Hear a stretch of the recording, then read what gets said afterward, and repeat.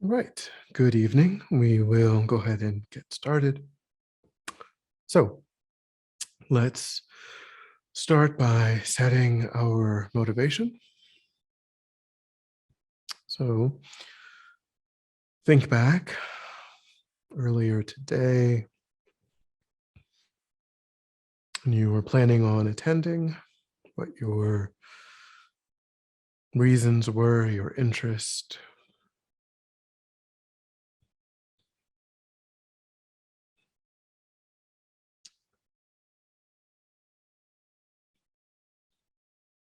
And then try right now to reflect on those reasons and see if you can intentionally broaden that motivation.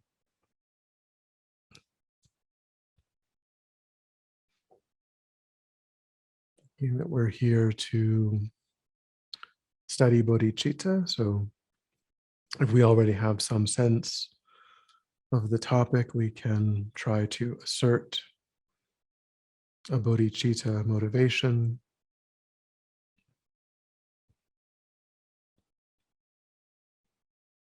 And we can just think that we intentionally widen our circle of concern.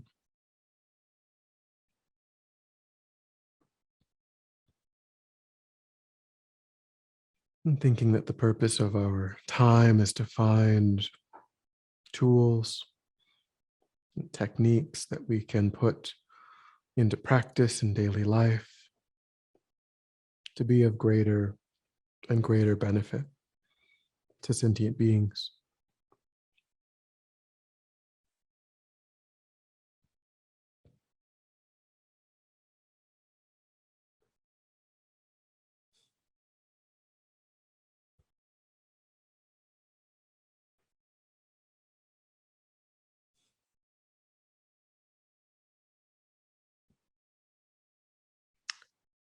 All right. So on the event page, we do have the link if anyone is interested. There's no required reading for the course, but if you're interested in looking at the book, going along with the book, that link is there. So we will be, for the Saturdays in April, looking at Lama Zopa Rinpoche's Bodhichitta, the practice for a meaningful life. And like all of Lama Zopa Rinpoche's books, it's presented in a fairly intense, kind of direct, very inspiring and courageous, I would say, way, really calling us to look at these issues and kind of in a no-nonsense, courageous way, which I kind of think of as his style. So we'll see that really comes through as we look at this book. And of course, I think whenever we look at this topic, and one of the early pieces of information that we will look at will kind of carry this meaning, but this, of course, it's quite presumptuous to study the topic of bodhicitta. It's really one of the most difficult and sublime realizations, motivations in the path. But it's also, in another way, quite reasonable, even at the very beginning of the path, to think about this topic and to try to find whatever ways we can to begin to aspire, to begin to see the benefits of this realization, even if we're seeing it in people like His Holiness the Dalai Lama, like Lama Zopa Rinpoche, and just aspiring to be like that. Moving, having those kinds of role models and being able to move in that direction is incredibly beneficial. That's one of the reasons why all of the great lamas recommend studying the biographies, the autobiographies of the historical great masters, is for ourselves to have a role model, for us to see what it's like to move in that direction, and then to try to move in that direction. But then, of course, as we'll see, there's a big difference between appreciating bodhicitta and generating bodhicitta. But it begins like everything, Venerable Rabina says, or quotes, Lama Yeshe, when she says everything begins on the tip of the wish. So if we don't develop the wish to cultivate bodhicitta, then all of the steps, all of the intermediary realizations and topics will never be accomplished. And so we have to, that's really the best place to start is, and that's also some of what we will look at in the first excerpts, is recognizing the incredible benefits of developing bodhicitta so that we ourselves establish in our own minds the courage, the interest, the continued perseverance to be able to get to that end goal. All right.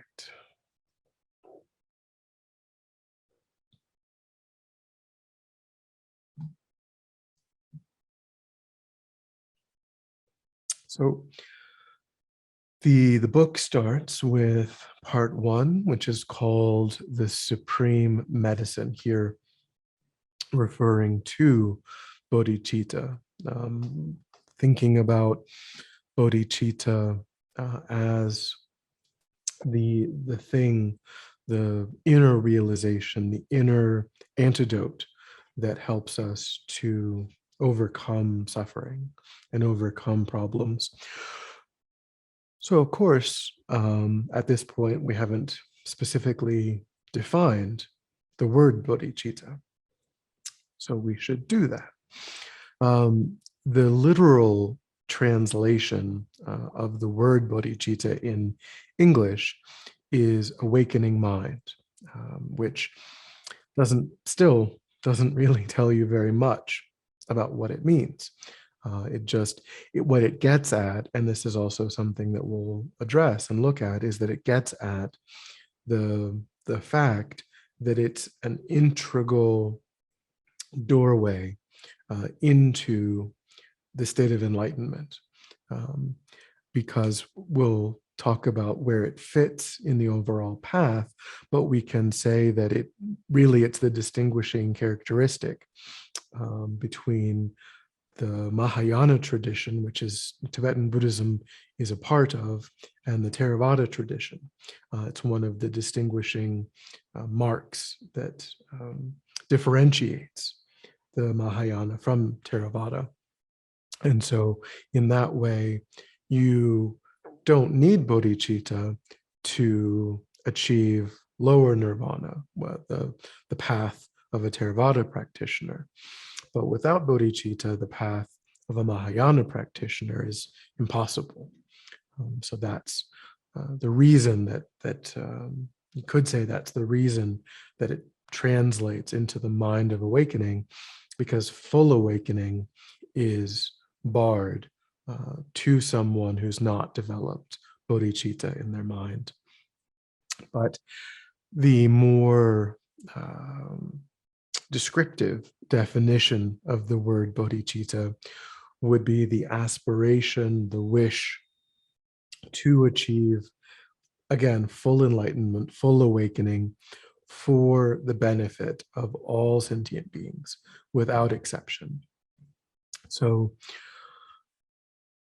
and again, as we go through, what Lama Zopa will point out is that this is different than, this is sort of course, there are concepts in Buddhism that are generalizable to kind of broadly living a spiritual life, or broadly, like the idea of compassion, the idea of generosity. These are broadly generalizable ideas. Really, bodhicitta, though, is uniquely Buddhist, because the word enlightenment is in the description. The word enlightenment is not in the description of generosity, patience, loving kindness, compassion, ethics, many of the other foundational principles. But in order to say that a person has a bodhicitta motivation, that implies not just aspiring to be helpful, aspiring to be beneficial in a general sense, but doing what is necessary to actually cause the state of enlightenment to arise in one's own mind. So being willing to go to the complete end of the Buddhist spiritual path and achieve that specific result, which what we'll see is that depends upon understanding all of the steps that come before.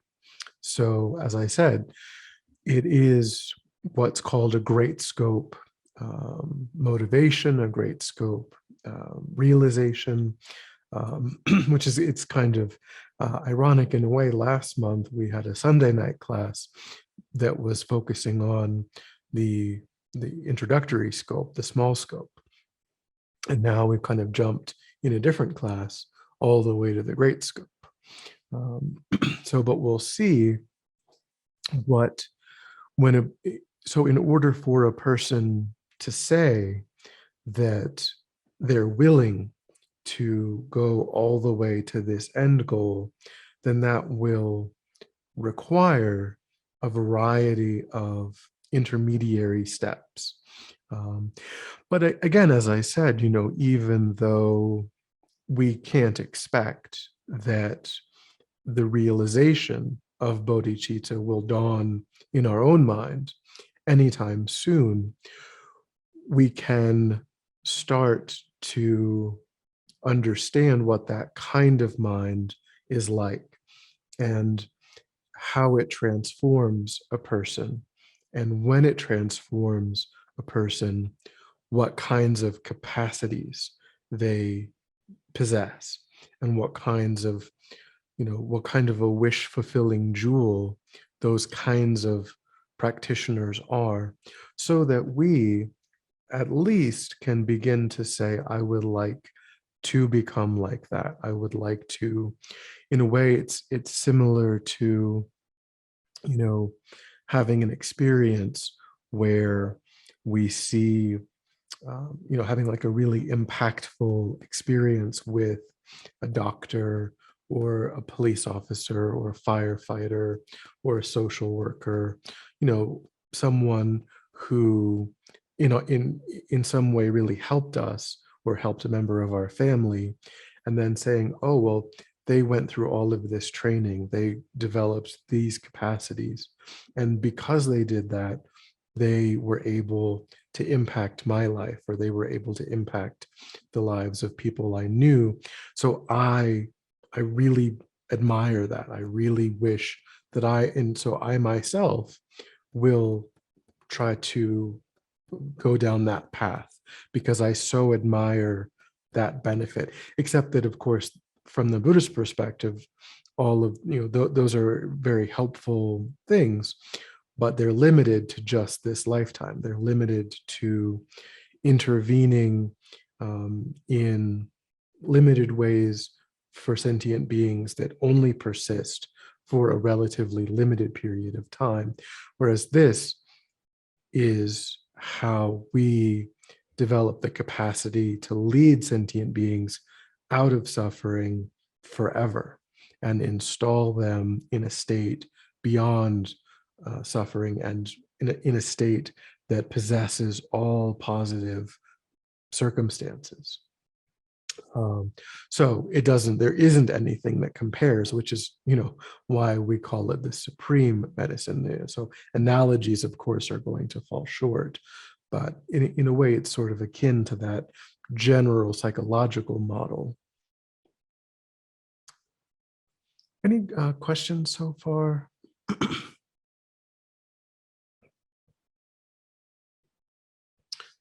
So here Lama Zopa is saying, really much that same thing. Here he's talking about even in terms of other aspects of the Buddhist path. He's comparing the realization of bodhicitta even, so not only to mundane things, but even to other spiritual realizations. And he's saying that bodhicitta is peerless among any of these. And again, it goes back to this idea of the doorway into the state of enlightenment, this differentiating that from the doorway into the state of a nirvanic being. We have to, of course, here we have to do all of these things that he is listing here and even others. But if eventually we can't join that with bodhicitta, then full enlightenment, again, will remain elusive.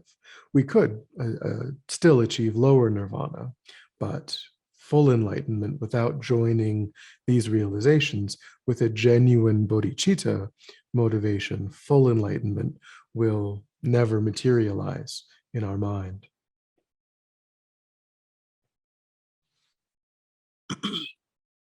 So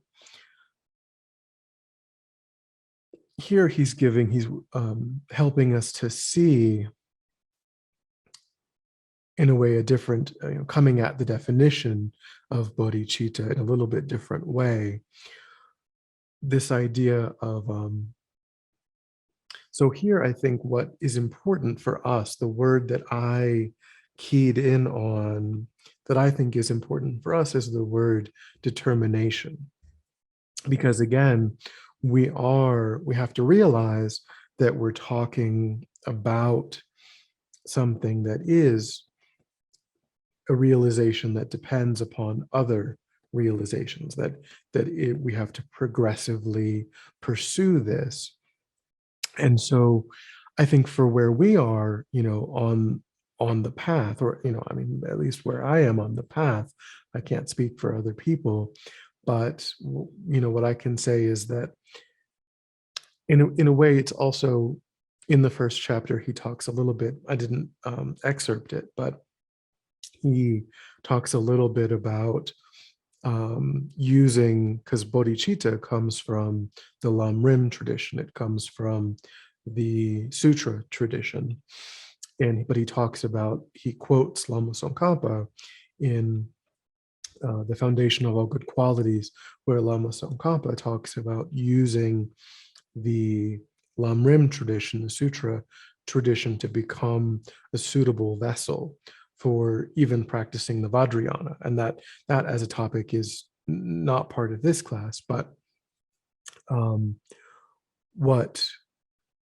the same way, if we think about the Vajrayana, that is also something that requires prerequisites. It requires competencies.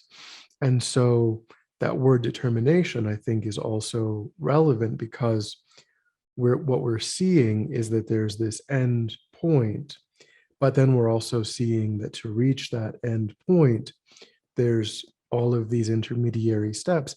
So the courage that we need and the resources, the internal resources that we need to draw on to move through all of those, it's, kind of like, again, just as an analogy, kind of looking at, well, I can really see the benefit of this particular career, but it requires graduate school and a doctorate, and like, oh, I really, I'd have to take organic chemistry, and I don't really like organic chemistry all that much. I'd have to take, symbolic logic, and I don't really care for symbolic logic all that much. But not every part of that path can be something that we would just naturally gravitate toward, that we would naturally look at and think of as, oh, that sounds like a really fun, really easy, really, kind of, sometimes it can be confronting. Sometimes it can, when we contemplate our own mortality, and there may be things that we might initially, or that when we first think of it, we might have some hesitancy, or we might not be what we would prefer initially to do. And that's true of various. It may take some wherewithal, some courage to repeat the meditation on death and impermanence every day for 2 months, to really, and then to move on to another topic. You might say, oh, well, maybe I can just skip that, maybe I don't need to. But here what he's saying is that if we can convince ourselves by studying the advantages of this, and then we can realize that what the Buddha did was just to spend his life after his enlightenment showing people how to replicate his insights, then we say, well, because I see the benefits of this, even though I may initially have some hesitancy, it may initially seem, that studying this kind of esoteric topic, or studying, low rig, or why do I have to memorize these definitions? Why do I have to understand, what a object possessor is, and what a, then, but if we see all of it is part of a whole, and it's really leading us to being the kind of person like His Holiness, like Lama Zopa Rinpoche, and of course, like the Buddha, then that will help us to even have the space and the energy to do things that are challenging. So of course, he's saying that we can define, the first definition of bodhicitta that I gave is the wish to achieve enlightenment for the benefit of all sentient beings. And here he's talking about cultivating the mind that increasingly cares for all sentient beings, the will to be of benefit. So, and this is again why bodhicitta is uniquely Buddhist. It's again different than just trying to be a good person, just trying to be, kind and patient and generous, because enlightenment is a specific antidote. And if we don't come to understand what enlightenment is the specific antidote of, or to, then we won't wish to seek it. If you don't, it's like if a person has a headache, but they don't know that someone invented Tylenol, then they'll just sit there and be like, oh, this is really unpleasant. But we all know that, like, there's something we can do. We all know that we can pretty easily go to the store, get something, take it, headache goes away. But without that knowledge, we might just tolerate something that we don't have to tolerate. And that's really kind of the Buddhist view, in a way, is that we have the choice of tolerating what is called cyclic existence, samsara. That is an option, just like suffering through a headache is an option. That is something that is open to sentient beings. But also, if you develop the knowledge, the wisdom that there's an alternative, then that becomes also open to you. That's also a doorway that you can open. Um, but you have to really spend a lot of time getting clear on, just like, if you're like, well, the store is a mile away, and even if a person kind of knows that they can do something about their headache, it has to be sufficient. Their willingness, their interest has to be sufficient to do whatever is involved. Like, it's one thing if the Tylenol is just in the bathroom, but it's another thing if it's 11 o'clock at night and you've woken up and it's raining and it's cold and you'd have to drive to the store. Like, your headache would have to be worse. It would have to, you'd have to really have greater motivation. So that's also something that we'll be thinking about through this course, is getting, how do we get to the point where we're clear enough and it's detailed enough, the disadvantages of not putting an end to cyclic existence. How does that become so present in the mind, so clear in the mind, that we can yet still develop this determination, this willingness to progress to bodhicitta, to developing bodhicitta, causing it to arise in the mind. Any questions so far? Yes, I've got a question.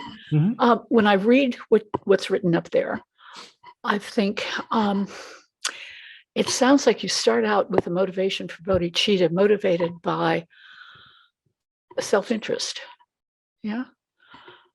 Which is interesting to me, that it doesn't one doesn't kind of engender, because human beings do have sort of a natural tendency towards altruism. So I wonder if you could talk to that, please. So we'll look at, I think probably today still we'll be able to look at kind of, again, the great scope and the other. But what Buddhism would say is that really, because it's a great scope realization, that really where people start is just seeking the happiness of this life. That's actually the starting point, that's the default, is maximizing the enjoyment of this life. And of course, that doesn't mean that, that we are monsters. That's normal. It doesn't mean that we, wouldn't pull over, if we saw someone bleeding on the side of the road, or that we wouldn't help a friend move.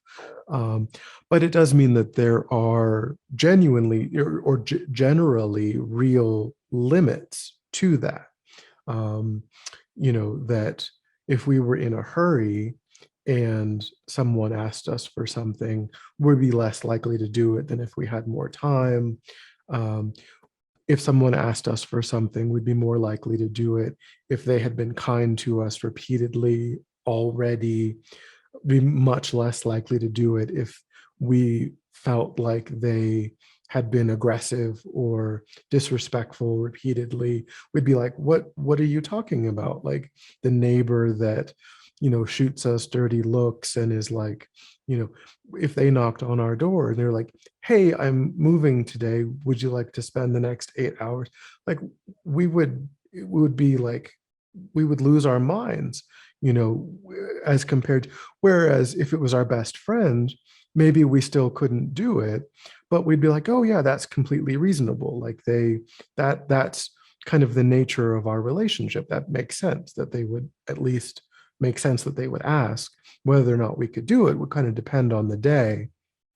But so of course we have the seed of altruism, but it's very limited from the Buddhist perspective.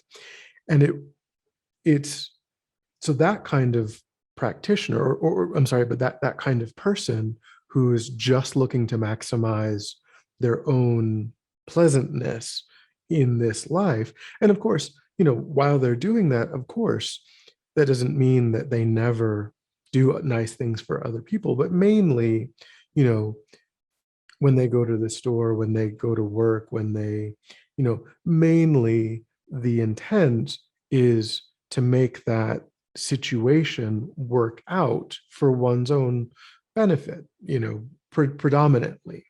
And then if along the way it's not too much trouble, then and certainly we do help. Um, the entryway into actually being a Buddhist practitioner hasn't happened on that level. A person has to be concerned about what happens when they die, and what their overall spiritual trajectory is. When that becomes the overriding concern for a person, now they're actually a Buddhist practitioner. Um, and and that's still a small scope practitioner. That's the entryway into Buddhist practice. So the wish to achieve full enlightenment is so much more than that. And of course, bodhicitta, the definition of bodhicitta is not only the wish to achieve enlightenment, but the wish to achieve enlightenment for the benefit of all sentient beings, and only for the benefit of all sentient beings. One's own highest purpose is accomplished as a side effect of that, but it's a completely selfless motivation. And so what they would say is that a small scope practitioner is the practitioner that's motivated by self-interest. Not even before that, we think we're motivated by self-interest before that, but Buddhism would say that to be motivated by real self-interest, it has to be, you have to be creating the causes for happiness. And if a practitioner is only concerned about the pleasantness of this life, then what Buddhism would say is that actually that process, karmically speaking, is mostly creating the causes for additional suffering.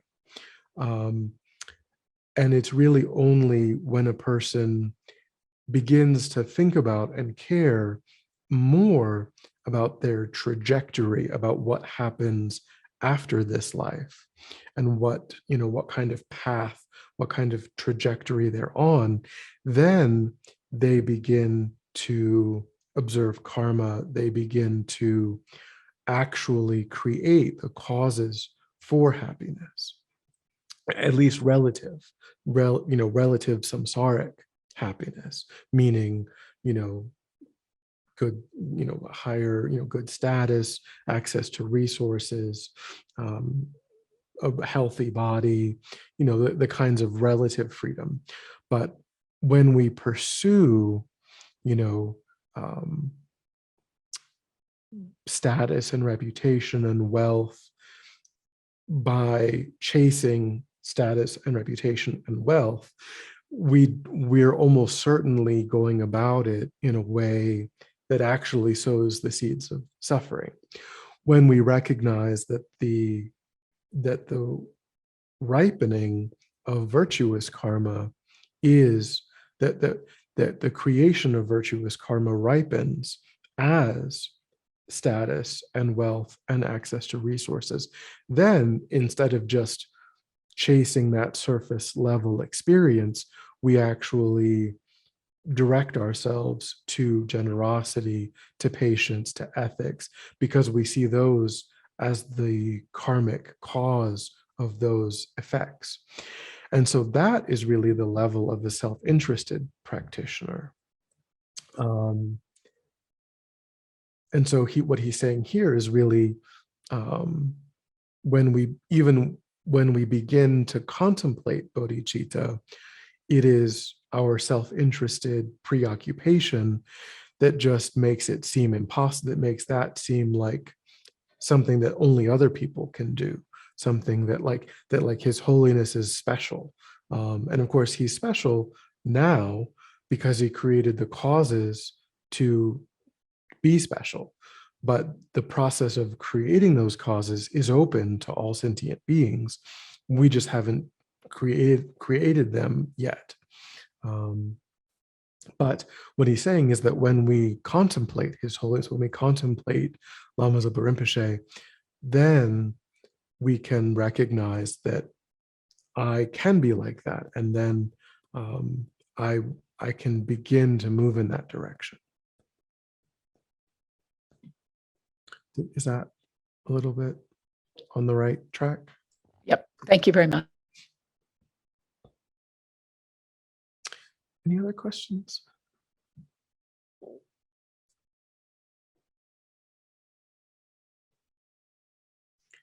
Okay. So, yep.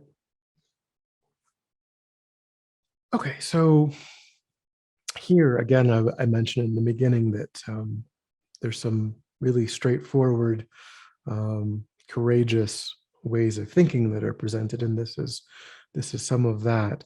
So here we're going to start talking about what are these intermediary steps? What is it that we have to do to make the idea of being a bodhisattva? A bodhisattva is a person who has a realization of bodhicitta. What are the preceding steps? And Lama Zopa Rinpoche is talking about, this is actually a Sakya teaching, the four clingings, but he's quoting this. So this is really introducing one of these intermediary steps, which is the idea of renunciation, the idea of turning away. And again, as I mentioned,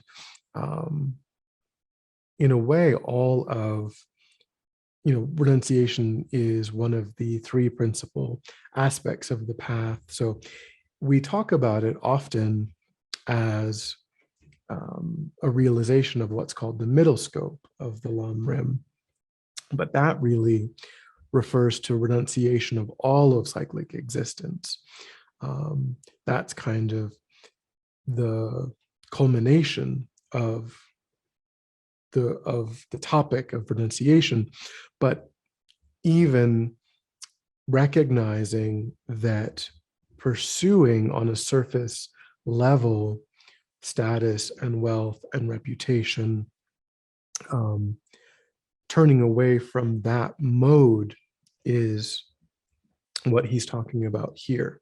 That's what I was talking about, this idea that someone who's not yet entered the path is clinging to just accumulating what seems to be, on a very surface level, the causes of enjoyment, being able to access good food, having wealth, having status, having reputation.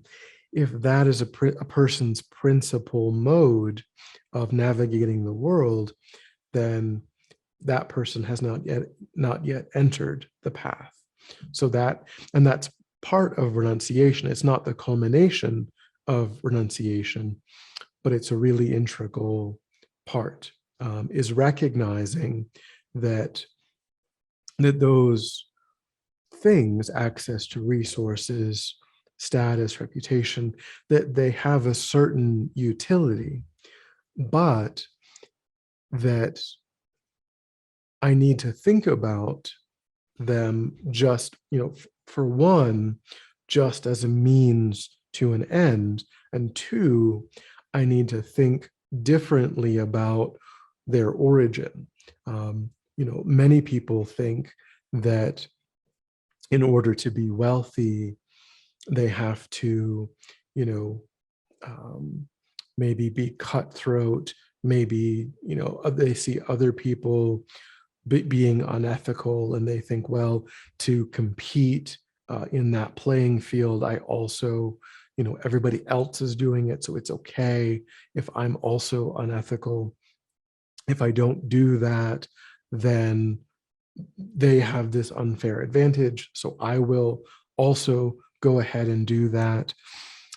Whereas what Buddhism would say is that regardless of what it looks like, if a person has wealth arising, then it's the ripening of past virtue. If they've created non-virtue as part of that, that's not the principal cause. They've actually created what will ripen as suffering in the future, and simultaneously they've wasted the arising of a past virtuous karma. So the whole process is really mistaken and unfortunate. So what Lama Zopa is saying is that this is the base level, which is really intense. Even Daryl did a really wonderful job, with those teachings last month on orienting toward the small scope. And it's no small feat to do that, to orient oneself toward caring more about future lives than one cares about this life. And really, we have to move in that direction. So reviewing those teachings, I think, is really helpful. They're on the YouTube channel. So that's the first clinging that we have to overcome, is this mistaken view that accumulating pleasurable external conditions is the most important thing in our life.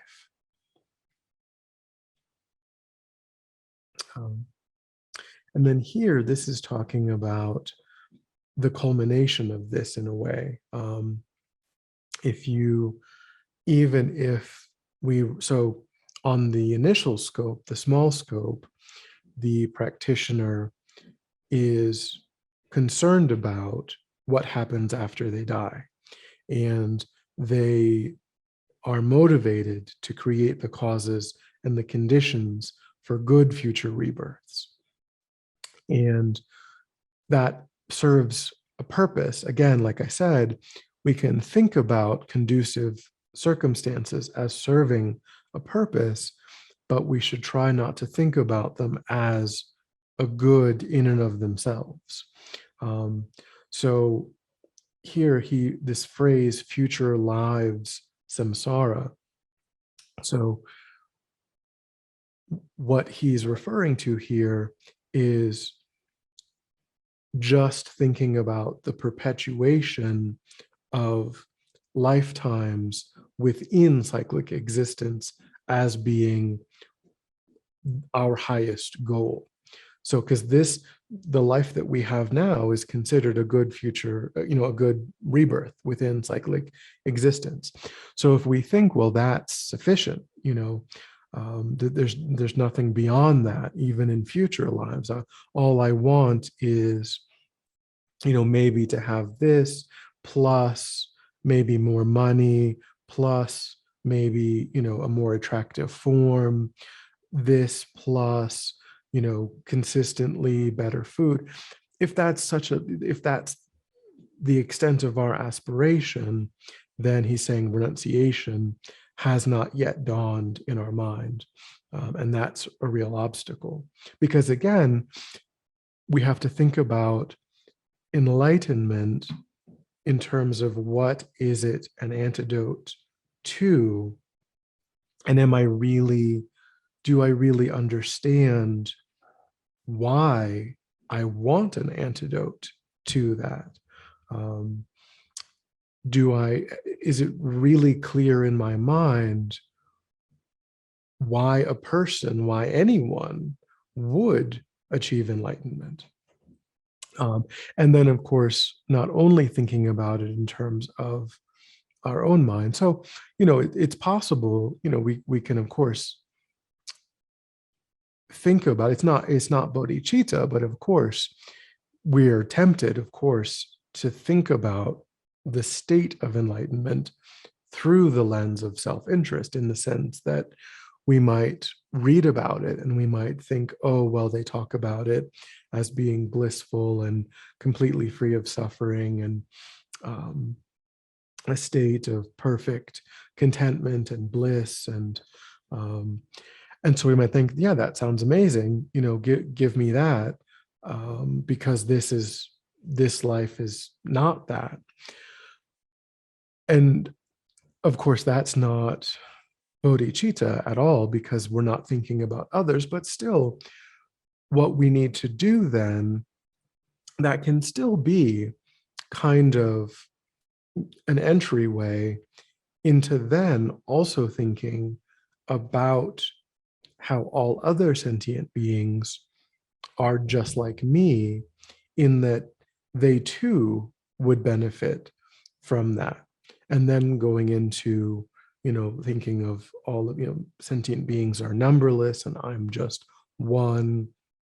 And so, but certainly Lama Zopa will encourage us to analyze our own lives, to use the template of our own suffering as a way of understanding, because that's really the only suffering that we have direct access to, is our own.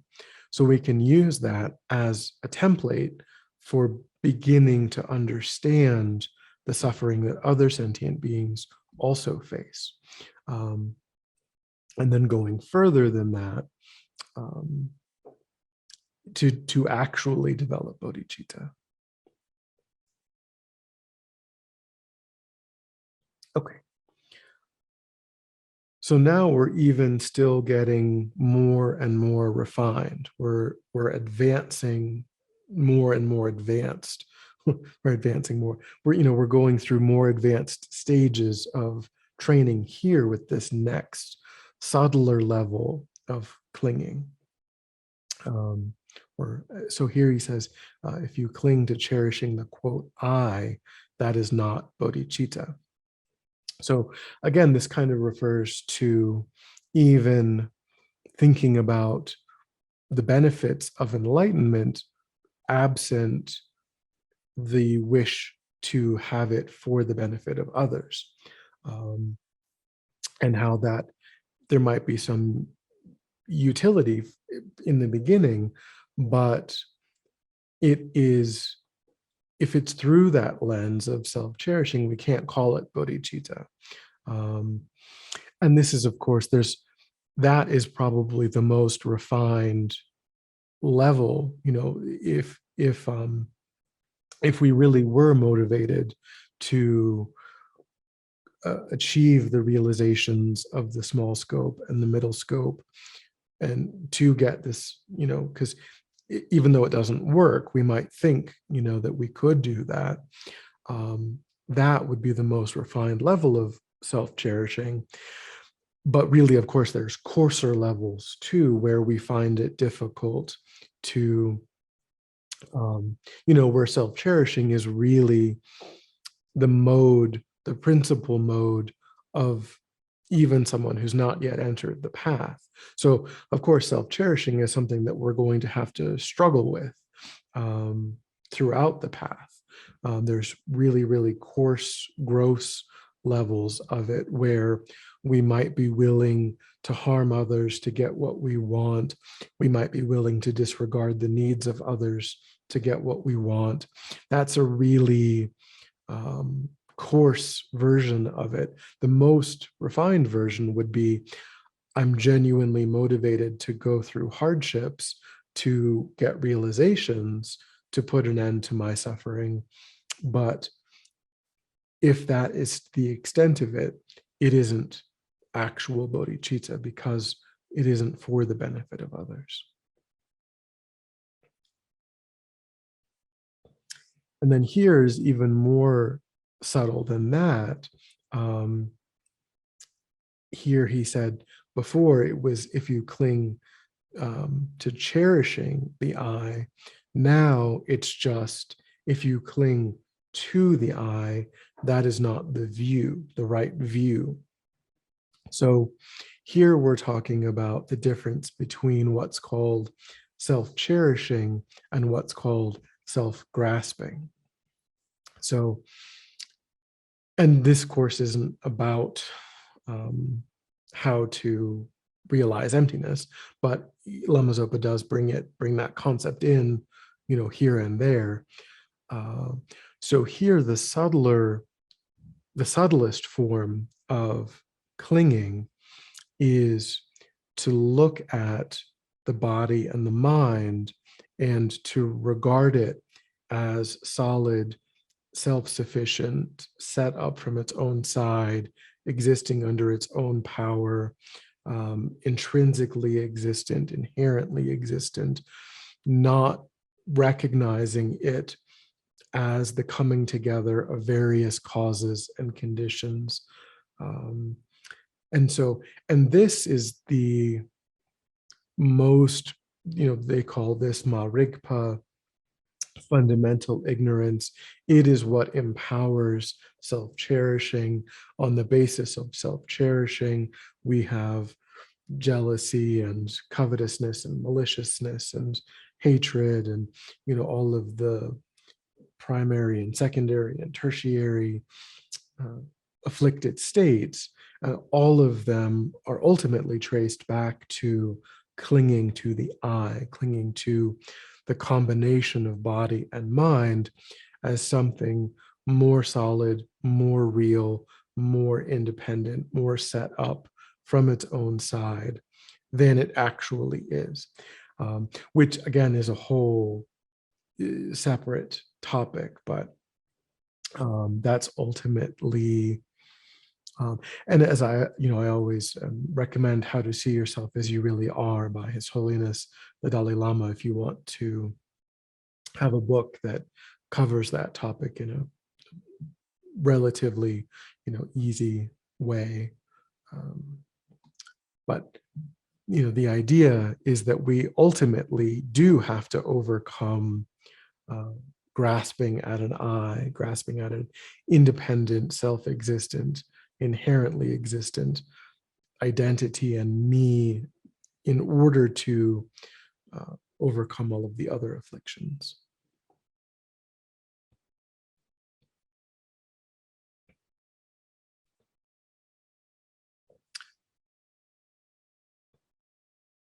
So then he's giving us some advice about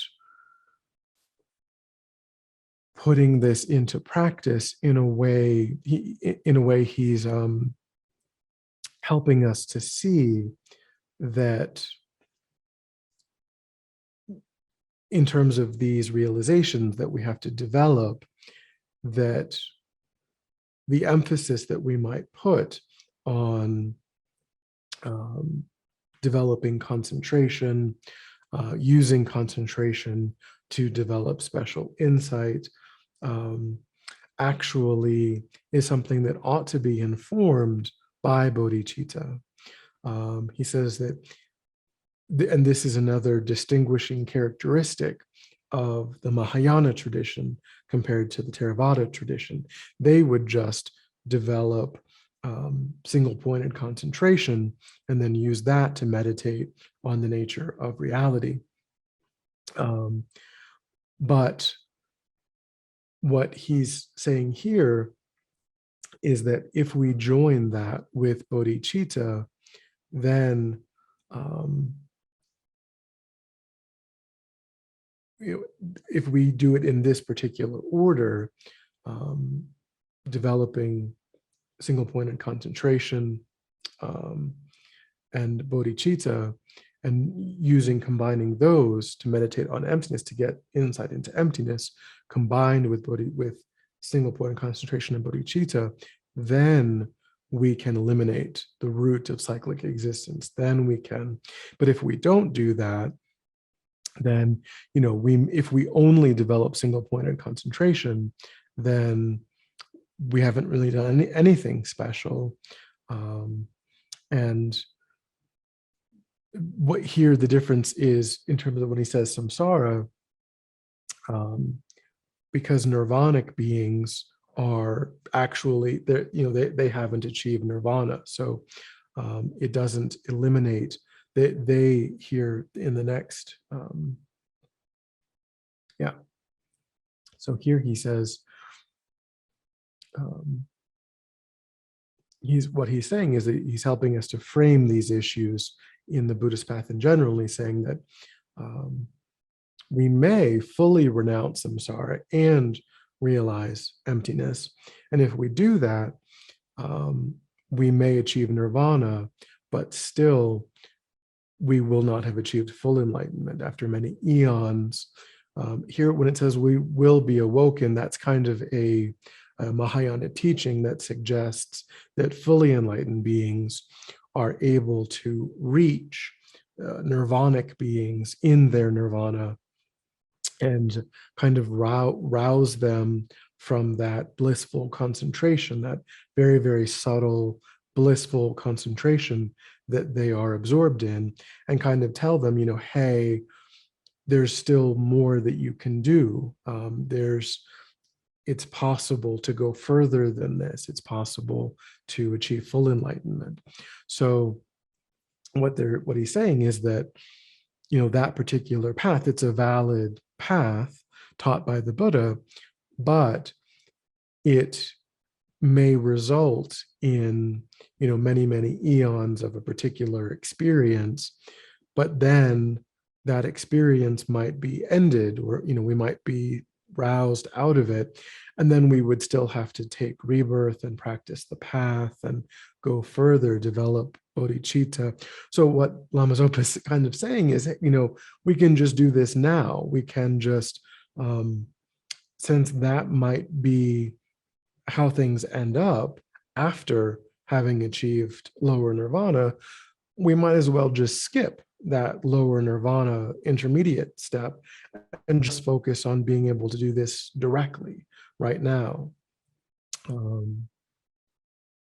So he's saying that we should try to aim for that from the very beginning, and just kind of put aside this idea of achieving lower nirvana, because it really might just be one step in that process. And he doesn't directly say this here, but the downside of that is that while we're experiencing nirvana for eons and eons, other sentient beings are continuing to experience really terrible suffering within cyclic existence. So there's disadvantages for sentient beings by not just going for that end goal right from the very beginning.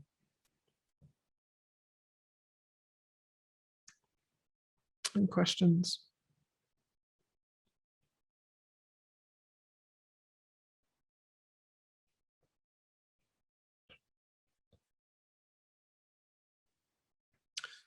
So again, this is kind of helping us to see.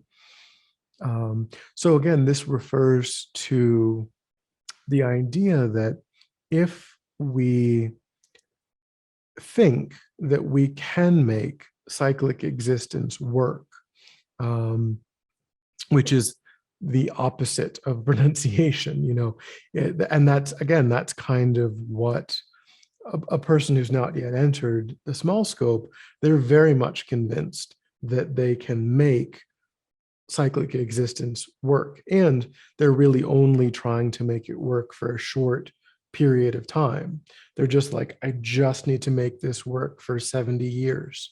And by making it work, what I mean is have, the admiration of my peers, have sufficient money, good food and so on, and then I'll be dead, and it doesn't matter after that. That is the default of someone who's not yet even entered the path. But then even a small scope practitioner still, in a way, hasn't given up the idea that samsara can work. Because again, the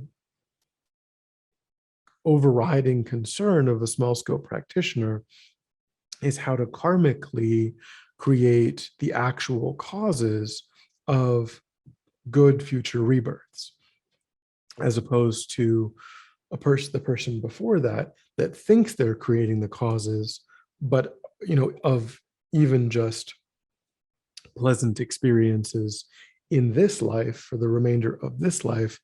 And the Buddha would say that they're completely mistaken. At least a small scope practitioner is correct in how to karmically create those causes. But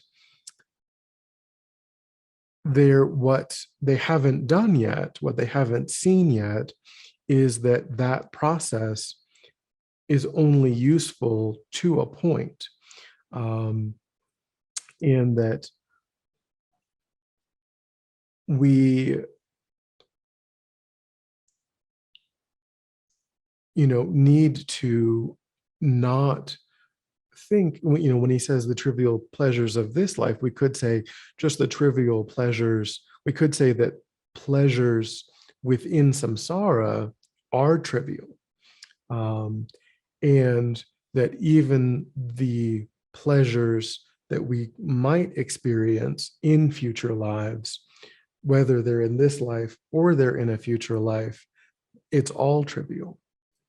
And here he's going to talk about, and again, like I said, this is one of the topics that we may not immediately gravitate toward, that we may not be like, oh, this is a fun way to spend half an hour, in my days, meditating on my own suffering, meditating on the suffering of others, meditating on the suffering of different kinds of sentient beings. But just like I said in the very beginning, when we have a headache, if we think that, well, it'll end if I just if I just sort of wait, because that's true, that with regard to a headache, that's accurate, perhaps, that we might think, well, it's really inconvenient for me to go to the store, and yesterday I didn't have a headache, day before that I didn't have a headache, and so in a couple of hours almost certainly I won't have a headache. That's a valid approach to something like that. But the Buddha would say that if we think that that's true about cyclic existence, we unfortunately are mistaken, that the mind is beginningless and endless. And so if our mind is only capable of having an ordinary experience, it will have an ordinary experience endlessly, with all of the disadvantages of ordinary experiences, of which there is a spectrum. So here he's saying that that suffering is a topic of knowledge, a topic of wisdom that we need to investigate, and we need to investigate it thoroughly and deeply in exquisite detail, not to be morbid, not to perseverate on things that are unpleasant, but to give us the courage to end suffering. Just like doctors study disease, not because they like thinking about people who are ill, but because unless they know every single subtle nuance of the disease, they cannot be helpful in preventing it, in helping people to overcome it. So we have to use our own suffering, again, as that template to then generalize that and recognize every sentient being is suffering. And the most complete antidote is the state of enlightenment. Any other antidote falls short to some degree of dealing with that suffering, because it goes to such subtle levels that is the only antidote that is truly sufficient. And because it's the only antidote that's truly sufficient, I am motivated to actually do what's necessary to get that result.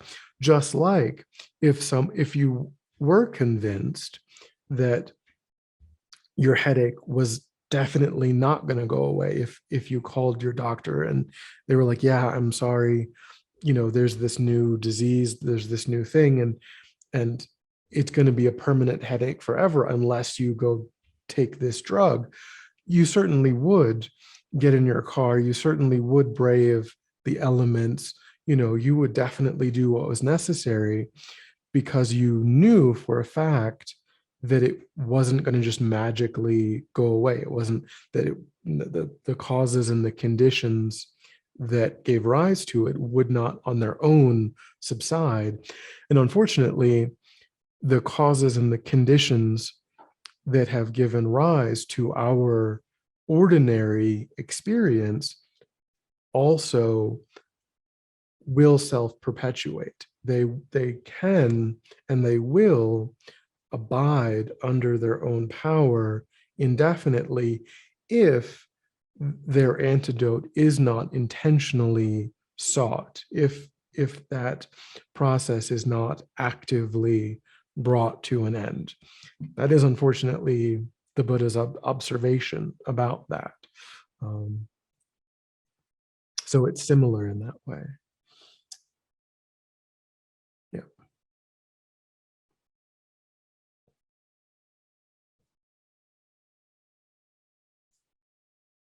So here he's giving us some kind of practical tips.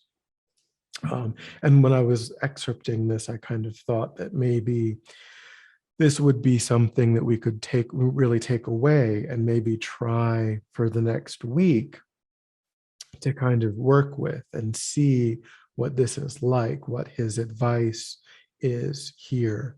So when he's talking about the three principal aspects of the path, renunciation, bodhicitta, and the correct view, we've talked about, to some degree, all three of those, not so much the correct view, but a little bit.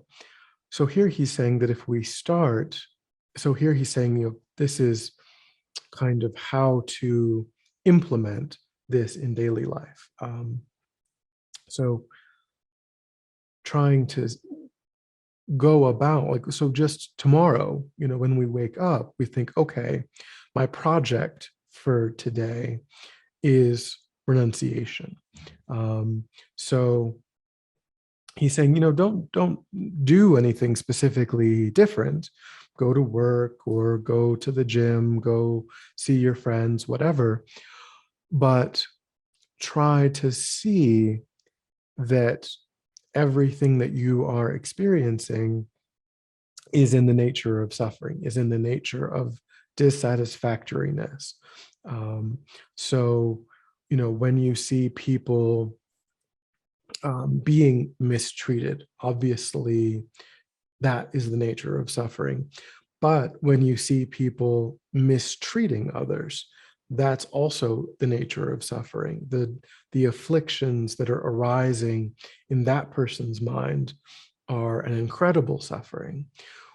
And even when you see people who are, determined to, who are caught up in the trappings of wealth or status, and they think that that is such an incredibly important part of their life, to see that kind of mind as suffering, as incredible, compared to the peace, the contentment that is open to that person if they were to give that up, if they were to be able to turn away from that way of thinking. Instead, they're trapped in that, and to some degree, we ourselves. So this is also, of course, about catching ourselves. It isn't just about saying, oh, everything's fine with me, but all of these other crazy people are so stuck in suffering. This is also about catching ourselves when, when we notice that, we want wealth, we want status, we want reputation, we want, all of these things. But, maybe to some degree, it could be, that can be harder than recognizing it in others. But, we do need to turn that mirror also on our own actions. And recognizing too that, again, like he says, instead of turning everything into maximizing pleasure for ourselves, try to see that what we think of as pleasure. So like, we go to, maybe just a social gathering, or we go, or we just go to the grocery store, right? So we have a chore and we have to buy food. And so we're going to go to the grocery store. But our goal is to get in and get out as quickly as possible, to to have there not be long lines, to be able to find everything that we need, just immediately. No one is going to get in our way. There's not going to be any crying babies. That's kind of the mental plan that we have for this process of going to the grocery store.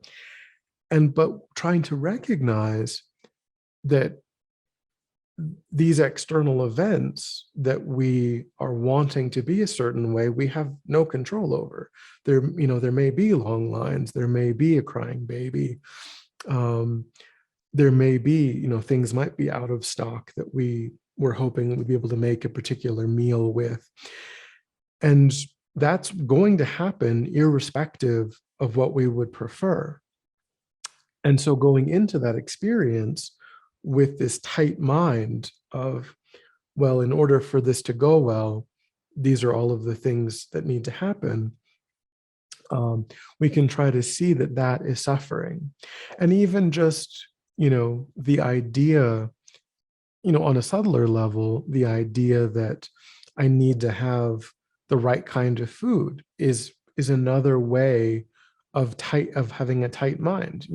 We're not content with simpler food. We're not content with, it has to be we need to be able to make the exact meal that we had hoped to be able to eat. And just trying to see how being caught up in all of that is suffering compared to what it could be, compared to how our mind could be. So, mainly we try to think about it in terms of our own motivation and how catching ourselves and seeing how we're really motivated to make everything that we experience work out for our own comfort, and how that neediness, that tightness is itself. And the problem is, like I said, before, this idea of what are we willing to tolerate? Because that's our baseline state. That's what we were born with. That's what we experienced from the moment that we came out of the womb. So it doesn't seem like a suffering experience to us, because that's how we wake up in the morning. That's how we go to bed at night. Even in our dreams, we want to dream about pleasant experiences. That's where the word nightmare comes from. We don't want to have scary, unpleasant, even when we're unconscious. So when that's our baseline state, when that's baked into how we think, and all other ordinary sentient beings, again, that doesn't make us monsters. It makes us ordinary. But everything that we see, every other person that we see is also like us, except for people like His Holiness, people like Lama Zopa Rinpoche, these great spiritual masters, which is why we need to turn to them and take them as our, our North Star, as our template for how we want to be. So yeah, just to kind of play with this and see that everything that we are caught up in is creating the causes of suffering in our mind.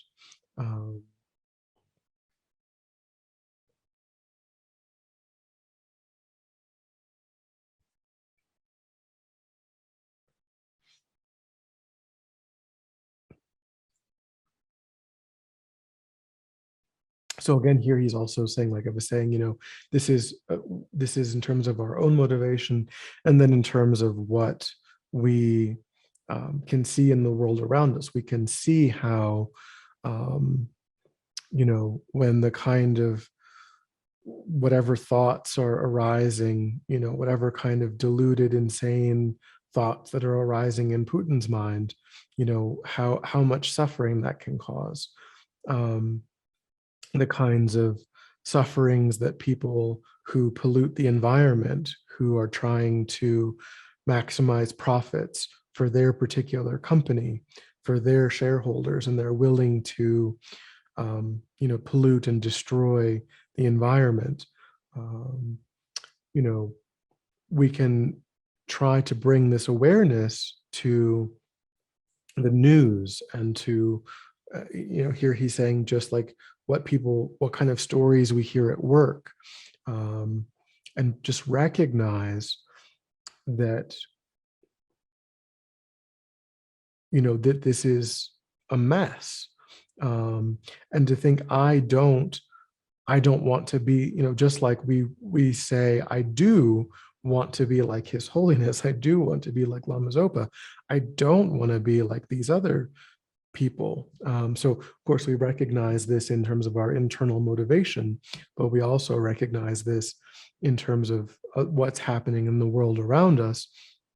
And we have to realize that I ultimately I will become like that, that that in past lives, I've also had the power to start wars.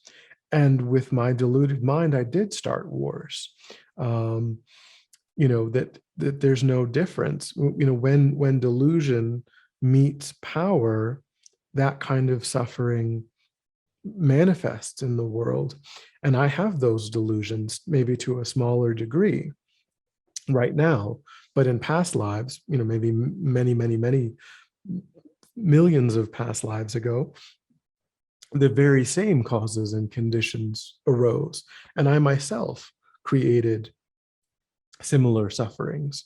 And I can empathize with, the CEO that, mistreats their workers to get the kind of life that, that they want to, because we don't necessarily, maybe we don't do that, but do we really sit there and think about everything that we buy, and what kind of suffering was involved in every single product? And or do we kind of well, that's kind of normal, it's fine, I like this kind of thing, so I'll overlook the suffering that was kind of inherent in its creation.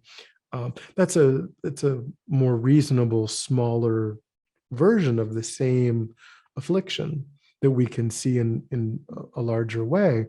And the problem is that if we continue to feed these afflicted states, then just like they did in the past, once again, they will grow. If whatever we feed is what will grow. And if we don't give rise to just recognizing that this is not a fixable situation, we can't make this work, and that enlightenment really is the antidote that I need and all other sentient beings need, and therefore I have to turn away from this whole mess and focus on creating the causes and the conditions for enlightenment to arise, then I will in future be responsible for great suffering, just like I've been responsible. Maybe not in this life, I'm not responsible for great suffering, but unless I overcome these, I have the same afflictions that those people have. I have the same seeds of afflictions that those people have. And I have to overcome them to prevent that from happening again. And then, of course, I was a bit initially, I would say, I was a bit stumped, because he says you see how all these things are in fact empty of existing independently, and you develop. So here I thought that when I read that, I kind of thought, well, I can see, well, you can see, but that's not what he wrote. He said, you will, you do see. And so then I was like, well, what I think what he means is we see what, by focusing, by doing this, by bringing this Lam Rim awareness, which, we haven't done yet. He's saying that if and when you can bring this kind of Lam Rim awareness to this, then you see how things are interdependent, how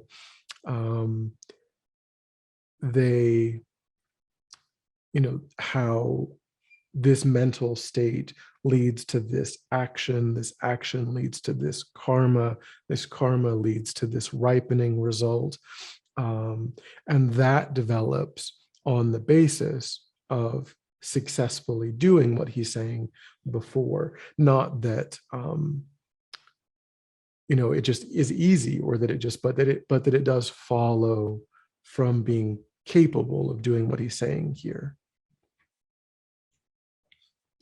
That gives you an insight into the interdependent nature of things when you actually critically analyze what's happening, and you see that, oh, this negative action was caused by this negative mental state, this positive action was caused by this positive mental state, and then how that creates reality in a very, very interdependent way.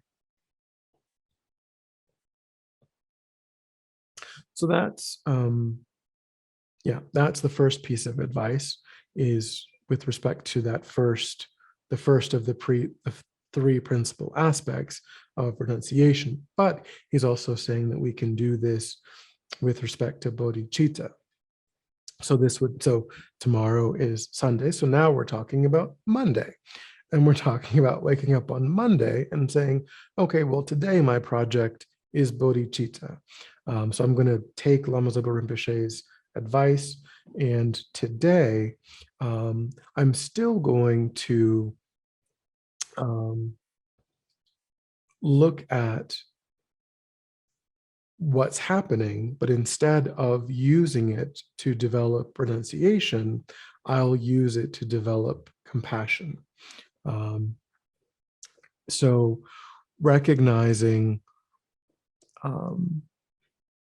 so of course, on the one hand, we see how, with respect to renunciation, we see how there's this sort of endless, how ordinary sentient beings who are under the influence of these afflicted states are necessarily making a mess of things over and over and over again. And the only way out of that is to get rid of the afflicted states, and that's enlightenment.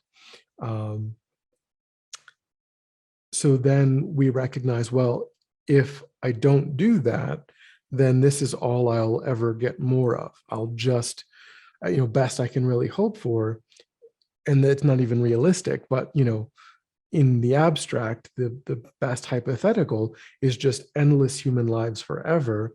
But we see all of, the suffering in the human realm, and like, well, is that really, if I could remember all of those lives, if I was signing up for an endless succession of, let's even say that, they're just 80-year lifespans, and that you die and that you're reborn, but you're reborn with your memories of, would we really sign up for that?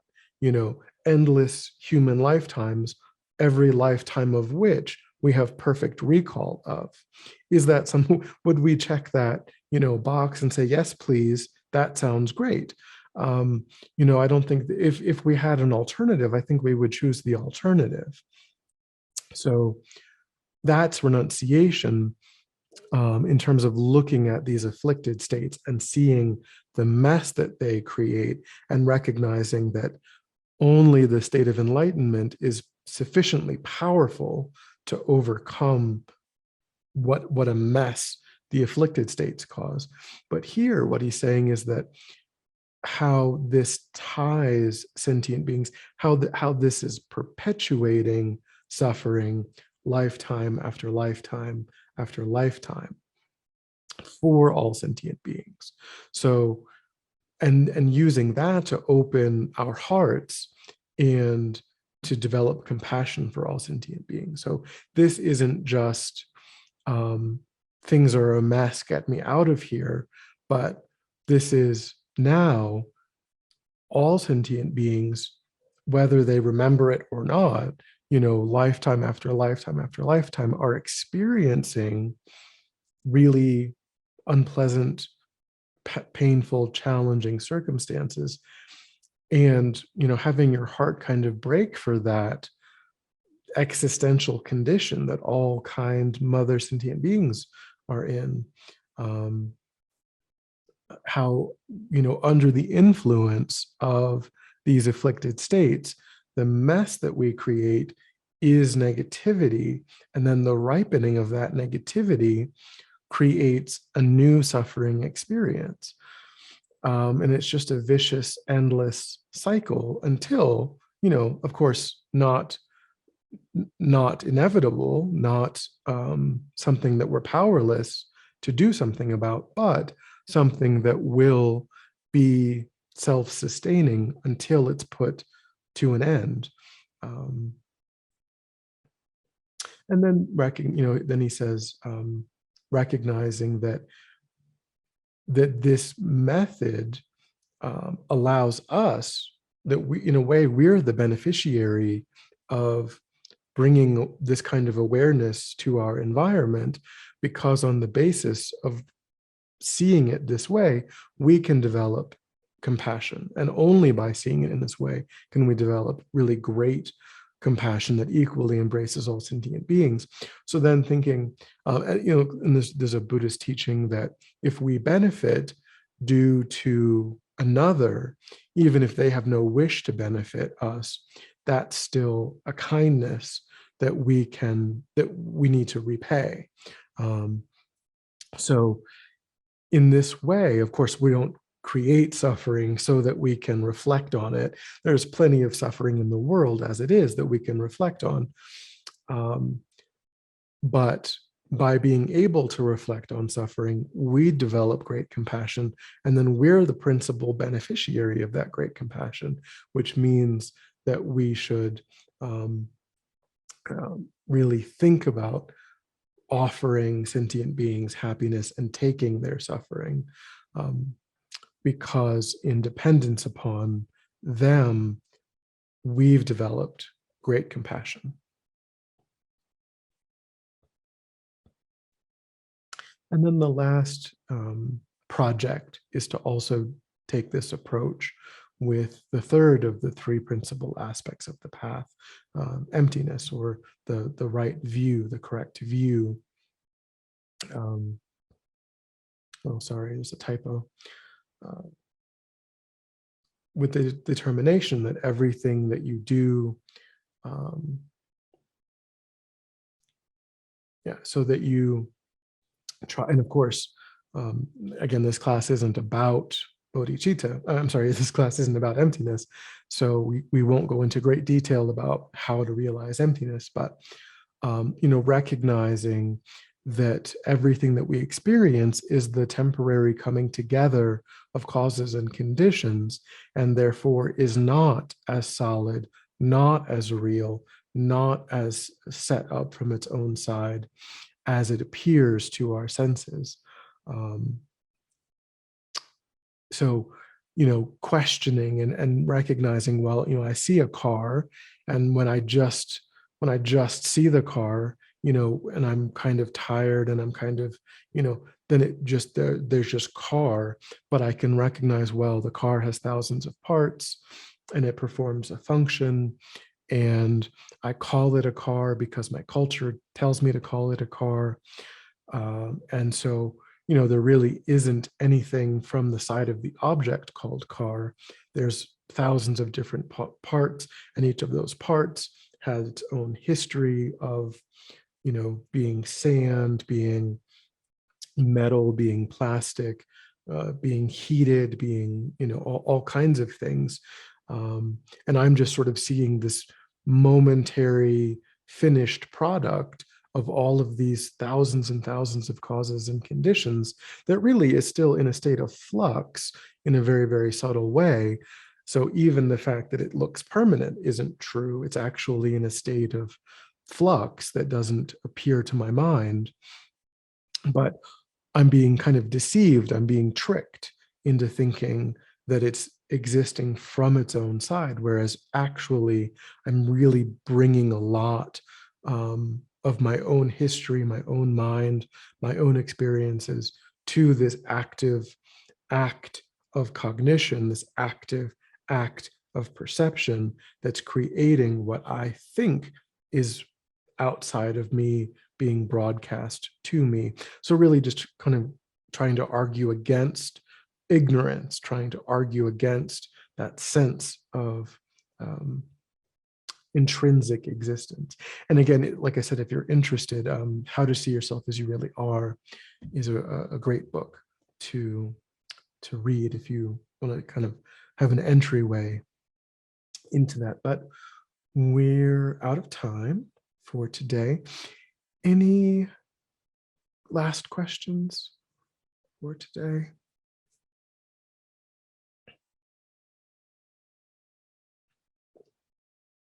Nope. Okay. Thank you all for coming. Let's dedicate briefly. So recollect your positive motivation, whatever it, however you establish that, and think that you have spent time actualizing that motivation. The purpose of your time was to find those tools and those techniques, like those 3 projects that Lama Zopa encourages us to engage in, to be of greater and greater benefit to others. And in so doing, you've created positive energy in the mind. And think that you offer that positive energy for the benefit of sentient beings. Just letting it go completely, thinking, may it ripen for the benefit of others. May it create bodhicitta in the minds of all sentient beings.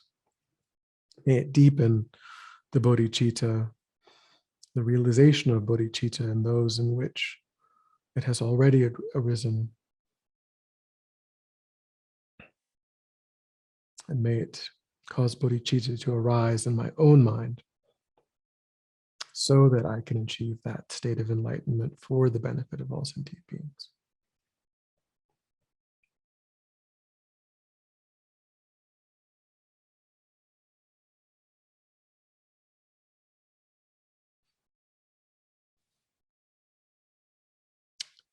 All right. Well, thank you all for coming.